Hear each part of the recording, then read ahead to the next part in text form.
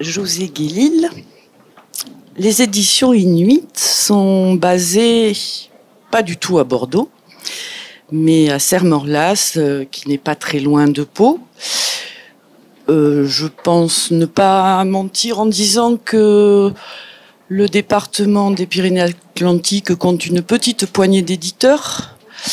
Les éditions Inuit ont été officiellement créées en 99. C'est ça.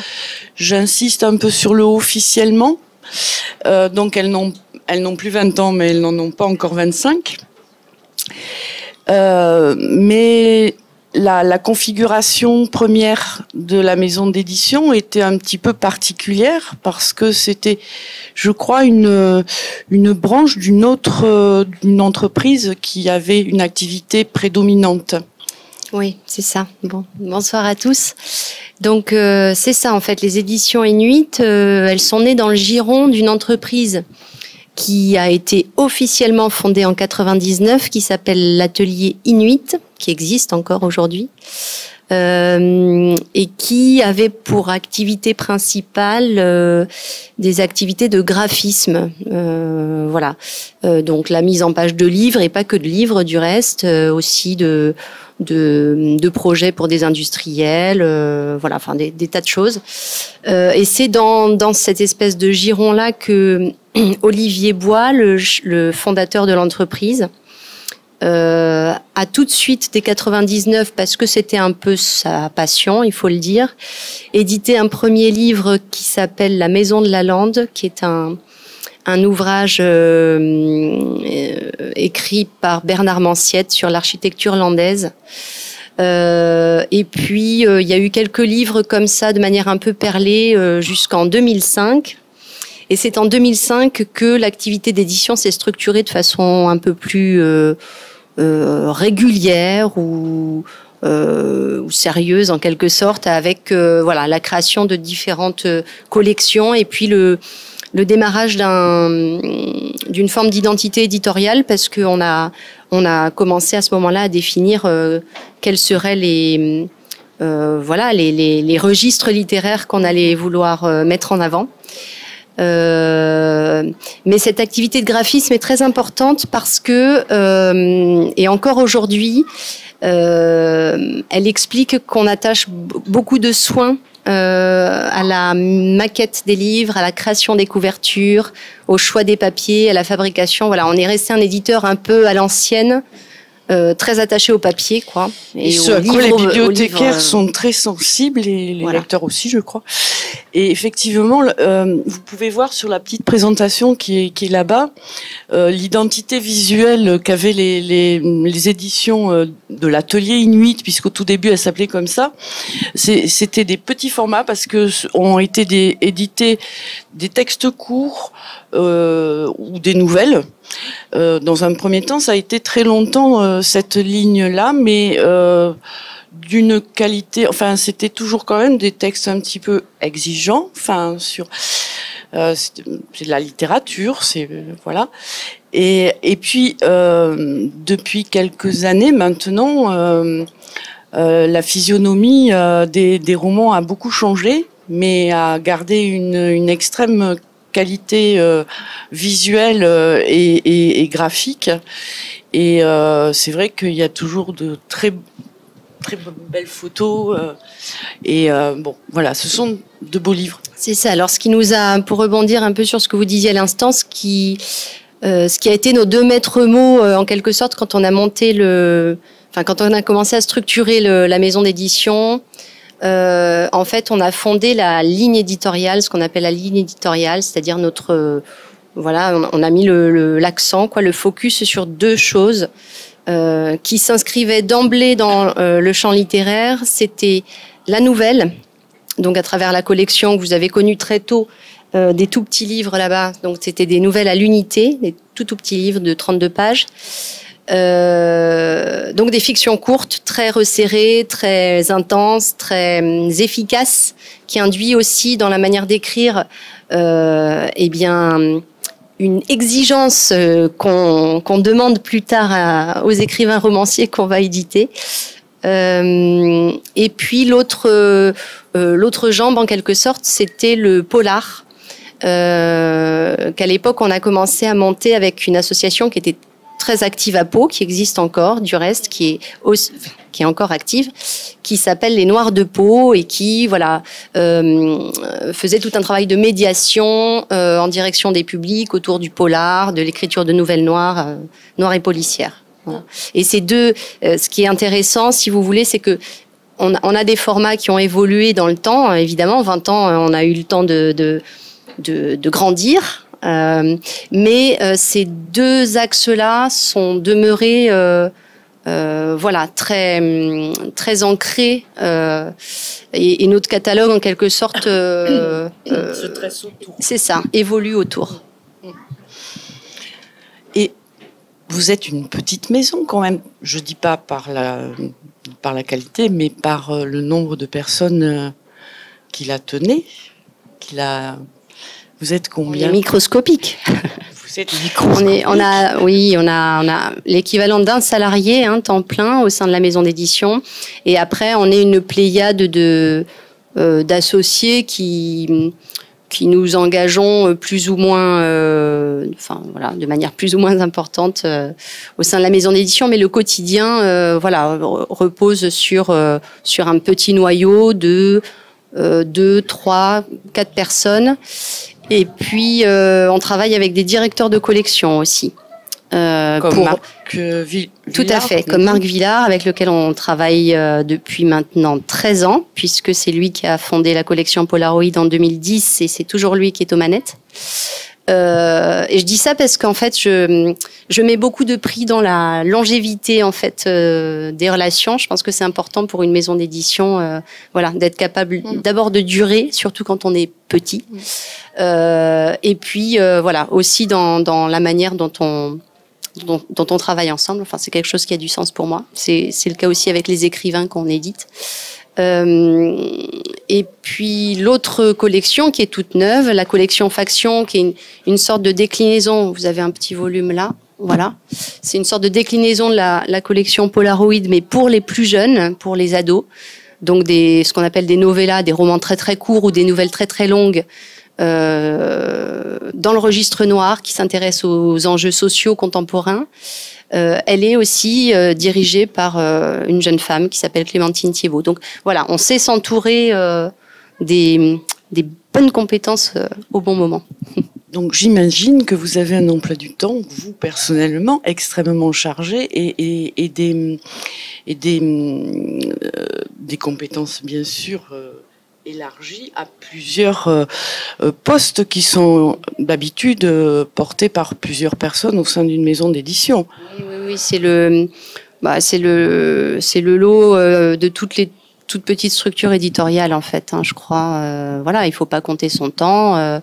Il faut être un peu polyvalent. On apprend beaucoup. Et puis il faut savoir se compléter les uns les autres comme il faut. Mais de toute façon, du temps, on n'en a jamais suffisamment.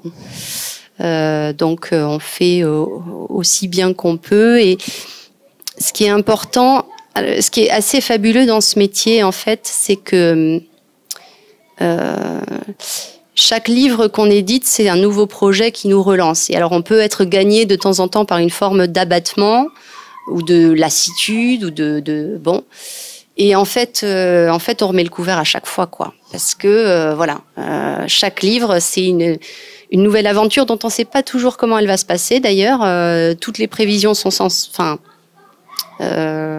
l'expérience et le métier peut toujours être déjoué par l'aventure que va connaître un livre, comment va se faire sa réception. C'est très sensible à tellement de paramètres que c'est très difficile à prévoir. Et du coup, à chaque livre qui paraît, il faut aller au charbon pour qu'il rencontre ses lecteurs. Et c'est ça qui réarme la machine. Ouais. Et comment s'est fait votre rencontre avec les éditions Inuit, Serge ? Moi, ça faisait longtemps que je connaissais les éditions Inuit par les nouvelles. Et en fait, j'étais chez un autre éditeur de Bordeaux. On peut le citer quand même. Citer parce que voilà, ce sont des gens très sympathiques avec qui j'ai passé de beaux moments. Donc les éditions Elitis. Et mais en fait, moi je fais vraiment ce que j'aime faire et ce que je sais faire, c'est des romans, ce qui n'était pas tout à fait le registre d'Elitis. Donc j'en ai fait quelques-uns chez eux. Sur des opportunités parce que ça répondait à d'autres critères chez eux, donc ça pouvait s'intégrer. Mais au bout d'un moment, je voyais bien que c'était l'impasse. Et donc, sachant que j'avais un ami qui était édité chez Inuit, Gildas Guyot, avec son goût de la viande, je me suis dit tiens, pourquoi pas. Donc j'ai envoyé mon manuscrit à José, et puis voilà, l'aventure a commencé, puisque j'ai eu le plaisir d'avoir une réponse enthousiaste de José. Voilà, rapide. Donc c'était pour Reconquista. Voilà, c'était Reconquista.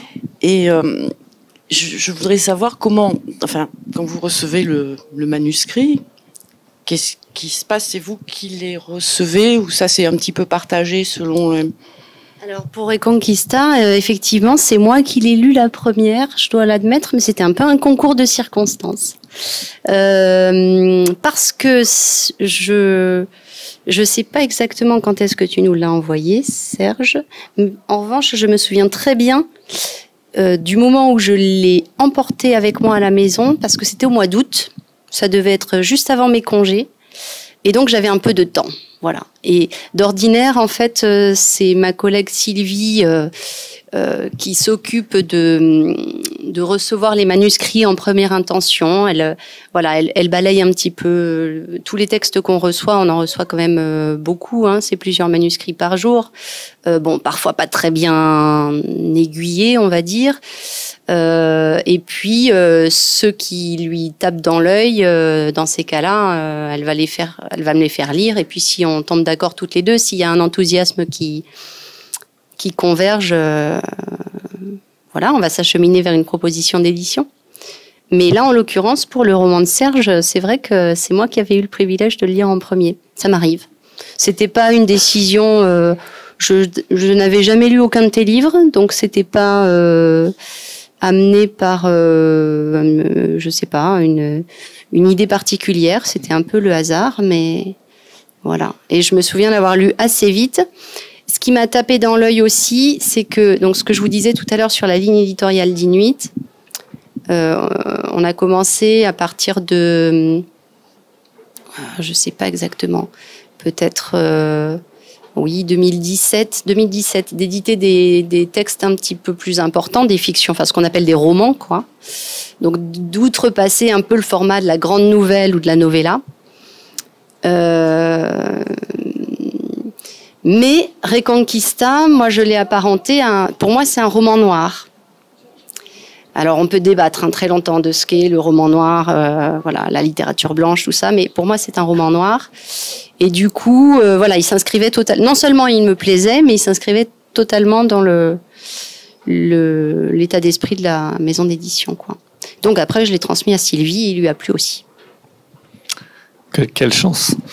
Et après, il y a une part d'intervention sur le texte, des allers-retours en disant oui, là, peut-être que je le vois pas tout à fait comme ça, ou est-ce qu'il y a cette... Alors, il y en a eu assez peu sur sur Reconquista en tout cas. Alors ça dépend un peu des livres. Ça dépend des livres, bien sûr. Pour ce qui concerne les livres de Serge, il y en a très peu, mais il y en a. Je me souviens que sur Reconquista, alors Reconquista, ça c'est une fiction qui se déroule sur un substrat historique en fait, qui est l'évolution des mouvements de gauche en Catalogne dans les années 30, oui. Au début.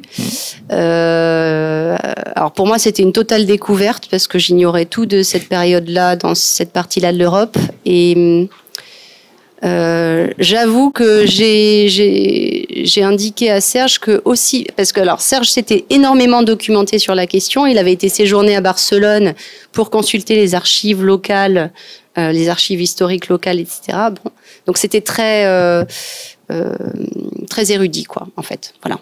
Avec en plus la mention de mouvements politiques, de mouvements syndicalistes, etc.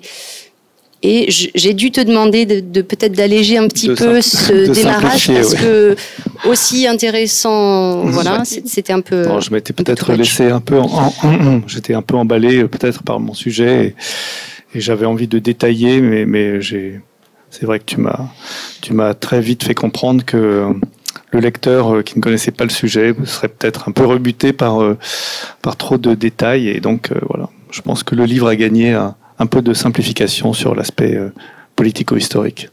Bon, il faut vous dire que c'est vrai pour Reconquista et c'est vrai pour Un oubli sans nom, à la fin du livre, il y a toujours une bibliographie et souvent avec des ouvrages historiques et au-delà de votre connaissance première, vous allez toujours fouiller. Oui, bien sûr. Dans bien les sûr archives. Parce que je n'aime rien tant qu'écrire sur ce que je ne sais pas. En fait, voilà, on dit souvent à des auteurs écrivez sur ce que vous connaissez. Ben moi, c'est tout le contraire, malheureusement. J'écris sur ce que je ne sais pas et ce que je ne connais pas. Donc, j'ai besoin de beaucoup me documenter, beaucoup chercher, et en fait, j'apprends en écrivant. Donc, j'aime ça. Ce qui est certain, pour rebondir sur le retravail sur les textes, c'est que, en tout cas, dans la manière dont, donc c'est un travail entre l'éditeur et l'auteur qui est spécifique à chaque texte et chaque auteur en quelque sorte. Enfin voilà, on va pas intervenir sur les mêmes volets à chaque fois. Pour ce qui concerne les 2 livres de Serge qu'on a édités, on n'est jamais intervenu sur l'écriture. On a pu lui suggérer, je pense même dans Un oubli sans nom, peut-être tel personnage, on aimerait juste savoir un petit peu mieux son environnement. Je dis n'importe quoi là, je pense même pas à un exemple particulier, mais d'où il vient, son environnement socio-culturel ou je ne sais quoi. Bon, mais voilà, en tout cas, c'est jamais sur la manière d'écrire, quoi. Il y a des auteurs avec lesquels on peut travailler ça, sur la ponctuation, des choses vraiment très techniques, très précises de la technique d'écriture, quoi. Avec Serge, c'est pas du tout le cas. Mais c'est d'ailleurs très précieux d'avoir une éditrice de la qualité de José, parce que quand on est le nez dans son texte, quand ça fait 2 ans qu'on le travaille, qu'on le retravaille, au bout d'un moment, on perd quand même une partie de lucidité. Et quand voilà quelqu'un qui a un œil aiguisé pointe voilà les endroits où ça fonctionne pas très bien, c'est vraiment voilà c'est très très utile parce que ça permet voilà de tirer le meilleur du texte grâce à un avis extérieur. Je suis pas sûr qu'il y ait tant d'éditeurs que ça qui fonctionnent de cette façon. Ce qu'on invite aussi. Mais peut-être qu'on va ouvrir le dernier né, Un oubli sans nom. Déjà très joli titre, mais qui n'est pas qu'un titre, loin de là. Et on rencontre dès la première page l'héroïne qui s'appelle Suzanne, qui a 17 ans à peine, qui va passer son bac. On est proche des vacances. Et alors d'emblée, dès la première page, vous avez droit à un autoportrait qui pourrait être celui de beaucoup d'adolescentes ou de jeunes adultes, qui relève surtout ses défauts, pas tellement ses qualités. Elle a un visage plutôt carré, elle aurait préféré l'avoir rond. Enfin bon, les hanches sont trop étroites, les seins inexistants. Enfin mais ça pesantit pas tellement là-dessus. On apprend très vite qu'elle est en Normandie, qu'elle a été adoptée. Et le premier chapitre s'appelle Amnésie. Et on va très vite aussi savoir pourquoi. Mais parce que elle a perdu son nom. Elle en a peut-être un vague souvenir. Elle a un souvenir de son emplacement dans une trousse, de son initiale, un L. Mais les souvenirs s'arrêtent là, comme si la petite fille qui avait été adoptée s'était arrêtée de grandir à son adoption. Et vous m'arrêtez quand je dis des bêtises. C'est tout à fait ça. Et là, ça ne va pas pour Suzanne, parce que elle a une petite voix intérieure qui n'a pas plus de 5 ans ou 6, ou même 4, je ne sais plus, 6, qui lui dit je suis là, moi. Qu'est-ce que tu fais de moi? Je suis là. Et cette petite fille et cette jeune fille, cet adulte en devenir, vont essayer de se raccorder pendant tout le roman. En faisant quoi? En cherchant d'où elle vient, elle le sait. Elle vient d'où? Elle est née à Perpignan. Elle est née à Perpignan. C'est écrit sur sa carte d'identité. Et ses parents lui ont dit. Enfin bon, là, ce n'est pas un secret. Et elle détient une carte routière, la carte que ses parents ont utilisée l'année où ils ont quitté leur Normandie pour traverser la France et aller jusqu'à Perpignan pour récupérer cette petite fille qui était adoptable. Et donc il y a une sorte de roman familial autour de ce voyage. Donc Suzanne sait d'où elle vient, mais voilà, au-delà de ça... Elle sait d'où elle vient quand on l'a adoptée, voilà, mais elle ne vient pas vraiment de là. Elle sait d'où elle vient, voilà, c'est ça. C'est-à-dire qu'elle a un oubli traumatique de tout ce qui s'est passé avant le moment où elle a été récupérée par les services sociaux, c'est-à-dire une année avant son adoption. Donc voilà, donc avant ses 5 ans, elle ne se souvient de rien. Elle ne se souvient de rien et cet oubli l'embarrasse. Cet oubli l'embarrasse d'autant plus que cette petite fille en elle, donc cette petite Suzanne, elle ne cesse de la solliciter parce qu'elle a oublié, effectivement, elle a oublié son nom. Elle est allée à l'école 1 an sous les auspices des services sociaux. Donc elle se souvient qu'elle avait écrit son nom dans sa trousse à crayon. Mais elle ne se souvient que de la première lettre. Elle se souvient aussi du nom du village où elle avait été placée, chez une nourrice, le village de Lazillas. Mais donc elle se souvient de ce mot. Voilà. Et au moment où commence cette histoire, donc au moment où elle révise son bac, il y a un coup du sort, un événement du destin, quelque chose qui a à voir avec le hasard, qui fait que elle a une radio sur son bureau, un petit transistor. On est en 75. Elle écoute Europe 1. Et c'est l'heure des petites annonces, c'est juste avant le repas du soir. Et elle entend un journaliste qui fait un appel à des bénévoles pour des repérages archéologiques sur un col des Pyrénées-Orientales. Tilt. Alors, elle entend ça. Donc, tout d'un coup, voilà, son attention elle est complètement tétanisée. Les Pyrénées-Orientales, mais voilà, elle vient des Pyrénées-Orientales. Donc, elle se dit, il s'agit d'un chantier de jeunes pendant les vacances de Pâques. Et on est en fait tout près des vacances. Bonsoir, la bibliothèque va fermer ses portes. Il est encore temps d'enregistrer vos prêts avant de regagner la sortie. Nous aurons malheureusement une autre interruption à 19h, voilà. C'est la coutume. Donc Suzanne va écrire à l'adresse qui a été indiquée par le journaliste.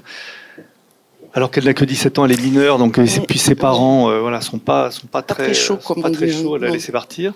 Mais enfin, elle va, voilà, tout d'un coup, elle s'est dit, cet appel, c'est à moi que ça s'adresse. Voilà, ça passe à la radio, mais c'est pour moi. Et voilà, ça fait tellement longtemps que j'ai envie d'aller voir là-bas, chercher mon nom, retrouver mon nom. Voilà, c'est insupportable de ne pas savoir comment on s'appelle. Et puis ça tombe plutôt bien aussi parce qu'elle est un petit peu en rupture avec ses parents qui étaient pourtant très très très aimants et c'est la crise. Voilà, c'est l'âge. C'est 17 ans. C'est encore assez tard. Et c'est tard pour la crise. Elle l'a retenu longtemps. Elle l'a maintenu à distance.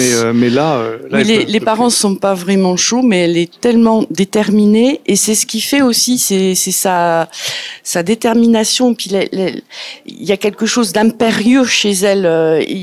Elle doit faire ça. Sinon, c'est presque vital.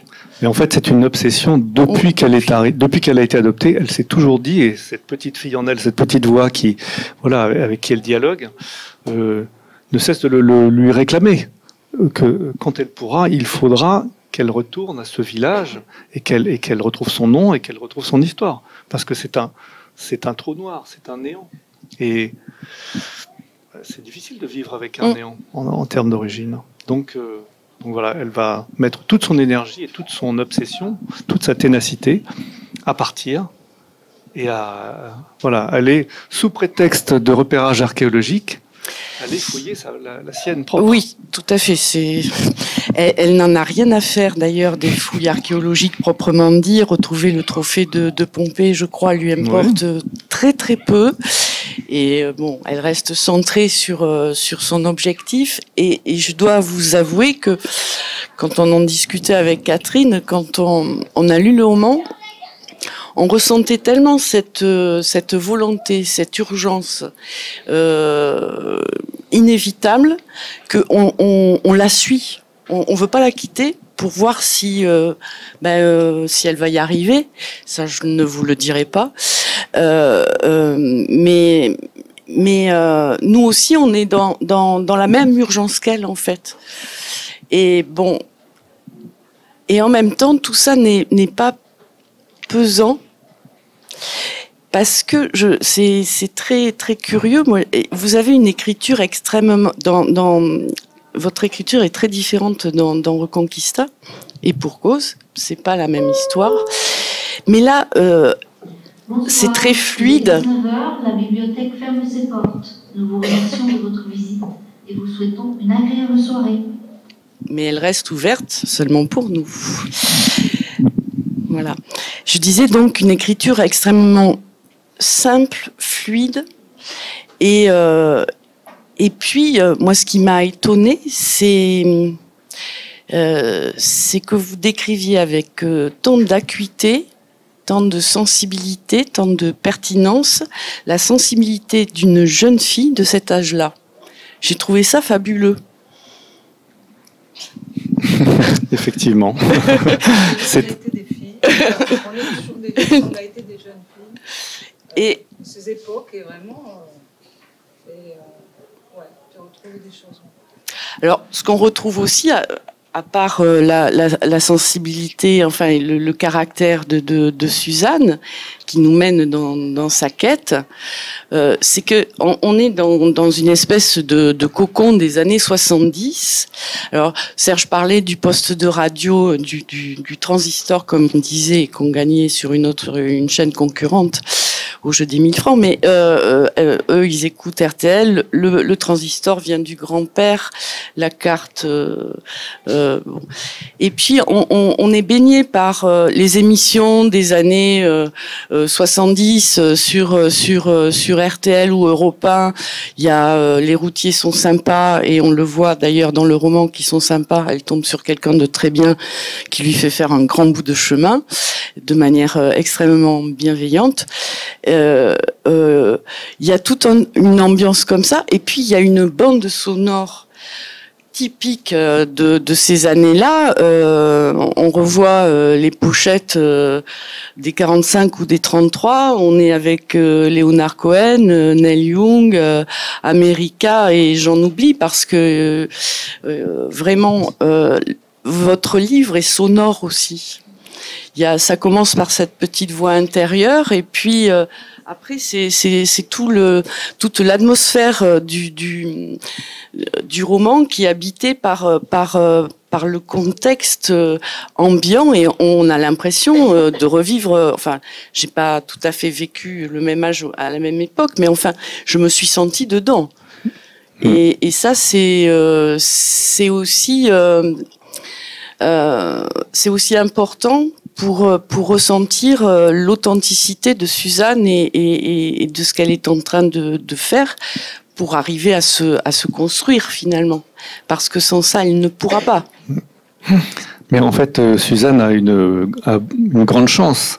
C'est que cette espèce de révolte et cette espèce de volonté de retour aux sources est portée par son époque.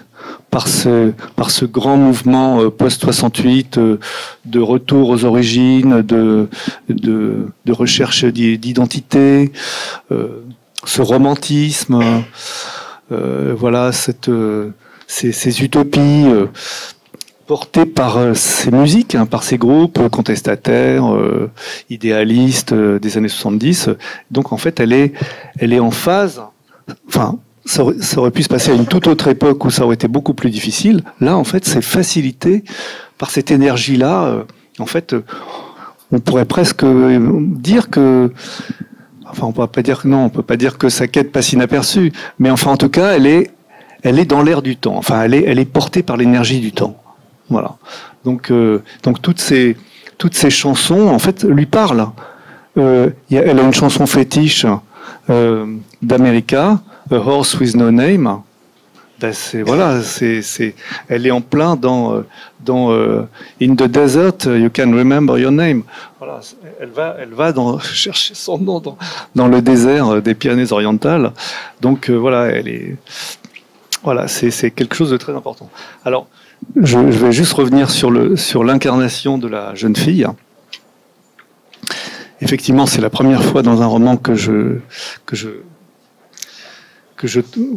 crée un personnage féminin que je traite à la première personne. Et donc, c'était un challenge important pour moi que de le réussir, de le rendre vivant et crédible. Et je me suis dit que j'étais pas le premier auteur à me mesurer à cette difficulté. Et que je pense que tout bon romancier doit pouvoir se mettre à la place de n'importe qui, et notamment le plus différent, qui est l'autre sexe. Donc voilà, c'était un challenge, mais j'avoue que j'ai été très très aidé par plusieurs amies, éditrices et compagnes, qui m'ont ramené sur le droit chemin quand parfois je pouvais m'en écarter sur le thème de la féminité. Oui, j'entends bien. Oui, d'ailleurs, on parlait de ces communautés utopistes et libertaires.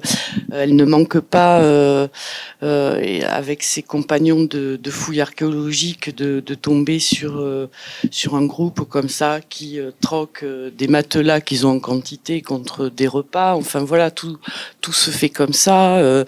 Et bien sûr, parce que ça va très très bien avec, et puis c'est arrivé sûrement comme ça, j'en suis sûre. Elle aussi, elle connaît ses premiers émois amoureux et sexuels avec un jeune instituteur qui enseigne à Paris, Marc, et qui l'accompagne, enfin qui veut l'accompagner dans sa quête. Mais qui se trouve pris, en fait. Pris, mais il accepte de se laisser prendre. Hein. Oui. Par l'énergie de Suzanne et sa détermination. Et voilà, en fait, c'est une jolie rencontre. Encore une fois, la chance sert Suzanne. Enfin, elle a quand même pas mal de chance. Oui, elle a de la chance. Ça pourrait se passer beaucoup plus mal. elle fait une belle rencontre. Quelqu'un, en fait, c'était, je pense, nécessaire pour elle, parce qu'elle est quand même... Elle est quand même, malgré sa détermination, c'est quand même une jeune fille qui a pas beaucoup de repères, qui a une certaine fragilité. Et voilà, pouvoir s'appuyer sur l'épaule d'un garçon de son âge et qui s'attache à elle, c'est très bien. Oui, parce qu'on a l'impression quand même que c'est une jeune fille malgré tout un peu solitaire, parce que en décalage déjà, en décalage d'âge, elle a un an d'avance, elle se reconnaît, enfin, elle se sent pas visible pour les autres, invisible comparée à ses comparses et enfin aux élèves qui l'entourent, etc. Donc finalement, cette virée, elle trouve aussi un premier miroir de la jeune fille, là, pas encore de la petite Suzanne. Un premier miroir, on se dit, tiens, mais on fait attention à moi. C'est-à-dire, elle qui pensait qu'elle était un bourgeon qui n'éclorait jamais, ouais.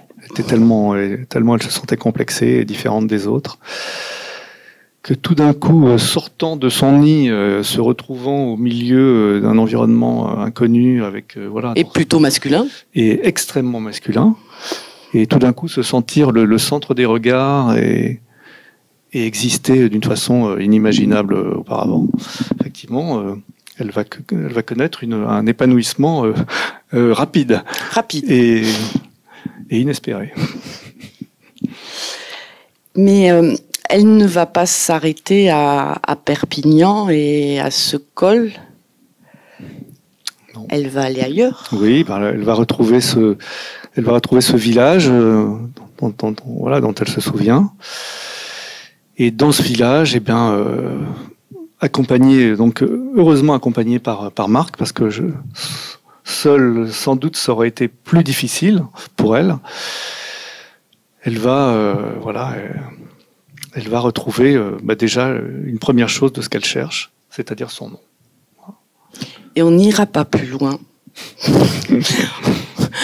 On n'ira pas plus loin dans les pages, parce que voilà. Mais c'est aussi ça qui est très joli dans le roman, c'est que c'est une véritable enquête, en fait, qui est construite en 4 parties.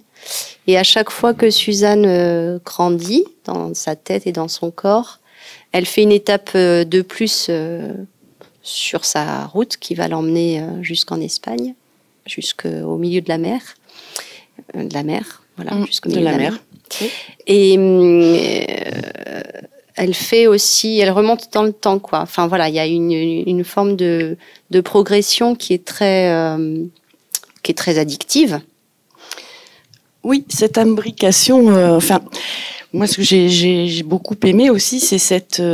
À la fois, on est dans l'air du temps, mais à la fois, on sent très bien que le poids de l'histoire personnelle bien sûr, mais aussi de l'histoire avec un plus grand H, et tout ça s'imbrique, ce qui fait qu'on est temporellement sur plusieurs dimensions, et ça c'est un des atouts du livre.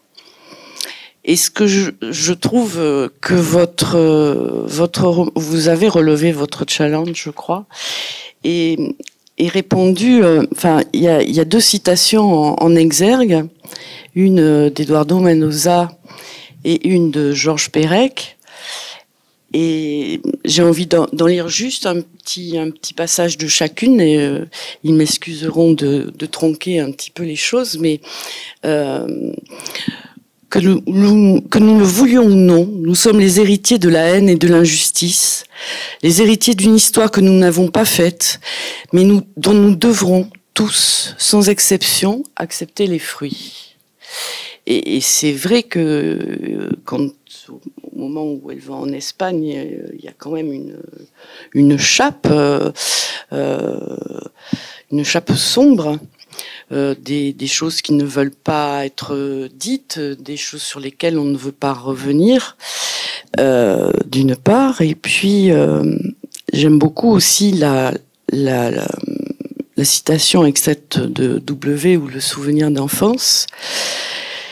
j'écris parce que nous avons vécu ensemble, parce que j'étais un parmi eux, ombre au milieu de leurs ombres, corps auprès de leur corps. J'écris parce qu'ils ont laissé en moi leur marque indélébile et que la trace en est l'écriture. Je crois que le livre est là. C'est le projet du livre, en fait. Hein. C'est pour ça que je dis que le projet est réussi. On a tout ça parfaitement imbriqué et sensible, sans être trop ostensiblement appuyé. Non, c'est... Et Serge, c'est très bien intriqué en fait le lien entre la grande histoire, les mouvements historiques importants qui ont jalonné le XXe siècle, en tout cas dans les 2 romans qu'on a édités, hein, et la trajectoire de ces personnages. On retrouve les déflagrations, au niveau des destins individuels de manière hyper sensible. Et moi, c'est une chose qui m'a beaucoup marquée, par exemple, à la fin de Un oubli sans nom, c'est ce qu'il met à jour du contraste entre cette Europe qui s'arrête en fait aux Pyrénées, qui est dans la libération sexuelle, morale, culturelle, musicale des années 70, qui est dans cette espèce de mouvement de jeunesse fabuleux, quoi, d'élan. Et la chape de plomb qui continue à peser de l'autre côté des Pyrénées sur l'Espagne, parce qu'on se situe juste après la mort de Franco. Et du coup, le silence est une solution qui a été presque imposée de manière à conserver la paix civile. Et cet écart-là, qui en fait est relativement récent, hein, c'était il y a 50 ans, qui est très violent. On y assiste à travers l'itinéraire de Suzanne. Oui, parce que évidemment Suzanne ignore tout de son passé, hein, et quand elle va découvrir peu à peu, tout ce qu'il y a à découvrir, enfin comment de génération en génération un drame, on va dire un drame national, si on peut parler de l'Espagne, s'est mué aussi en millions de drames familiaux, puisque c'est cette fracture a fracturé le pays entier comme il a fracturé les familles, les fratries, et que en fait cette fracture, en fait, elle en est la dernière héritière. Les dommages collatéraux vont continuer. Donc, et en fait, moi j'ai l'impression quand même que vous avez composé un triptyque. Je dirais pas une trilogie, mais un triptyque, parce que d'abord il y a eu La rive sombre de l'Èbre, qui était introuvable jusqu'à quelques temps, quelques petites semaines, jusqu'à 15 jours, que les éditions Kern viennent de rééditer. Et là, c'est la quête d'un père, l'identité d'un père. Reconquista, c'est un peu différent, mais à chaque fois, le style est différent et j'aime beaucoup la densité de Reconquista. Et puis Un oubli sans nom. Et moi, j'ai envie, et dans chacun des ouvrages, c'est pour ça que je parle de triptyque. J'ai l'impression qu'il y a des éclats de miroirs, d'images identiques dans chacun, mais qui ont été déplacés, dont les pièces ont été déplacées dans les panneaux suivants. Ce qui fait qu'à chaque fois, on change de point de vue, et il faut lire les trois. Hein. Vous vous en sortirez pas comme ça. Il faut lire les trois. Et je voulais savoir si le triptyque s'arrêterait à triptyque ou... Oui, hein. C'est pas mal. C'est déjà pas mal. Hein, 3 sur. En fait, c'est comme une spirale. Hein. C'est-à-dire, j'ai commencé un peu loin. je me suis rapproché et je suis allé jusqu'au centre. Voilà. Donc, j'y suis au centre. Oui, voilà, vous y êtes. Vous êtes arrivé. Donc, oui, voilà, ce trio de livres, en fait, a exploré une thématique qui était, je pense, essentielle pour moi. Et effectivement, en changeant les points de vue, en racontant diverses thématiques qui tournaient autour d'un sujet central que j'ai fini par prendre à bras le corps. Et si j'avais été différent, j'aurais sans doute écrit celui-là en premier. Mais je pense que voilà, c'était sans doute une tâche trop difficile. Et donc il a fallu que j'écrive d'abord les autres pour y arriver. Mais on est content d'avoir les trois. J'en suis ravi. Et donc maintenant, il y a un autre projet ou... Alors oui, il y a un autre projet. Il y a un autre projet. Il y a un autre projet. On peut en savoir un petit peu ou... Oui. En fait, avant d'écrire ces romans, j'étais parti loin. J'étais parti dans les îles du Pacifique, en Polynésie, aux îles Marquises.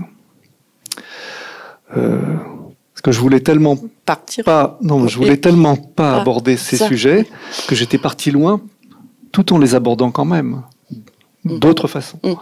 Donc en fait, j'ai écrit 2 romans qui se passent aux îles Marquises, avant de passer à ce triptyque, comme vous dites. Et en fait, la dernière fois que j'y suis allé, on m'a demandé, des lecteurs des premiers m'ont demandé si je ne pourrais pas en faire un 3e. Je me suis dit, oh là là, je ne veux pas faire un triptyque espagnol et puis après un triptyque marquisien. Je trouve que c'est un peu trop mécanique. Donc je me suis dit non. Mais néanmoins, comme j'aime beaucoup les gens que j'ai rencontrés là-bas, j'avais envie de mettre en scène un personnage d'aujourd'hui. Parce que ce sont des romans qui se passent quand même au 19e siècle, hein, c'est mi-19e. Donc j'avais envie de faire un roman contemporain, un roman à la fois psychologique et social, hein, dirons-nous, qui mettrait en scène un personnage, un marquisien. Voilà, un marquisien d'aujourd'hui. Et en fait, j'ai imaginé une histoire à 3 voix, comme une tresse à trois mèches de cheveux, voilà, qui bien serrée forme une histoire. Donc 3 personnages, donc qui vont chacun raconter une histoire à laquelle ils participent tous les 3, chacun de leur point de vue. Et donc il y a une espèce de course-poursuite ou il y a un personnage qui est poursuivi par les autres ou recherché par les autres, qui ne le sait pas. Voilà. Enfin, c'est une histoire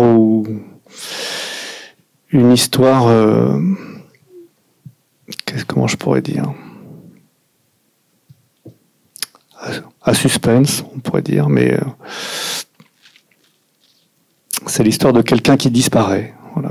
Quelqu'un qui disparaît, comme en France, je sais qu'il y a plusieurs milliers de disparitions par an. Voilà, des gens qui choisissent un jour de tout quitter sans donner de nouvelles et hop, ils disparaissent. Plus personne ne sait où ils sont. Voilà, donc il s'agit d'une personne comme ça qui va disparaître et qui va être recherchée par d'autres. C'est encore une quête d'identité. D'identité, c'est une quête de sens, sans doute, parce que la personne qui disparaît, si elle disparaît, c'est qu'elle considère que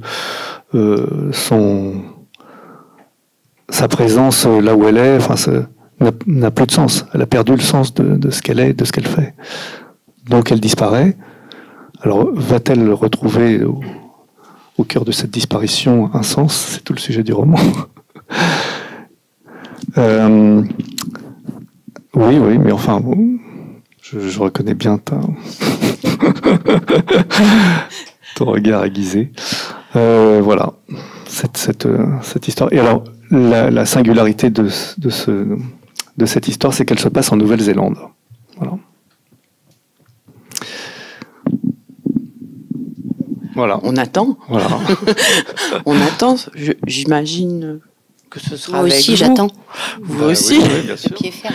Bon, mais en attendant, vous savez ce qu'il nous reste à faire. Enfin, ce qu'il vous reste à faire. Moi, c'est bon. Je les ai là.